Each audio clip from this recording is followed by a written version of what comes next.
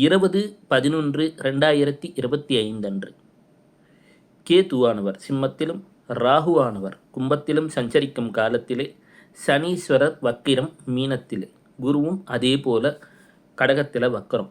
அதை தவிர சூரியன், சந்திரன், நமது புதன் வக்கிரமாக இருப்பார் மற்றும் செவ்வாய் அனுஷ நட்சத்திரத்தில் அமாவாசை. ஒரு 4 கிரகங்கள் நீர் ராசியிலே, சனீஸ்வரரும் மீனம் எனும் நீர் ராசியிலே. இது என்னன்னா தனுசு ராசி, மற்றொன்று நமது மேஷ ராசி. அதே போல் இந்த பக்கம் எடுத்துக்கிட்டோம் அப்படின்னு சொன்னால் நமது மிதுனத்தை சொல்லலாம். 6, 8, 12ன்ற காம்பினேஷன் வரும். இதற்கு தீர்வு தான் என்ன? பிரார்த்தனைகள்.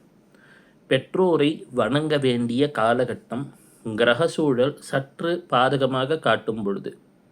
இது போன்ற நீர் ராசிகளில் நிறைய கிரகங்கள் இருந்தது என்று சொன்னால் உலகம் முழுவதும் நீரின்றி அமையாது உலகுன்னு சொல்கிறோம். ஆனால் நீரை மாசுபடுத்தி விடுகிறோம். அதற்கான கர்மான்னு ஒன்று இருக்கும் இல்லை? இப்போ இருந்தே பெற்றோரை அனுதினமும் வணங்க துவங்குங்கள். ஏதேனும் பிழை செய்திருந்தால் மன்னித்து விடுங்கள்னு அம்மா அப்பாட்ட மனசார வேண்டிக்குவாங்க. இந்த வரக்கூடிய காலகட்டங்களில் இயற்கை நமக்கு நன்மையே புரியட்டும். சிவசிவ.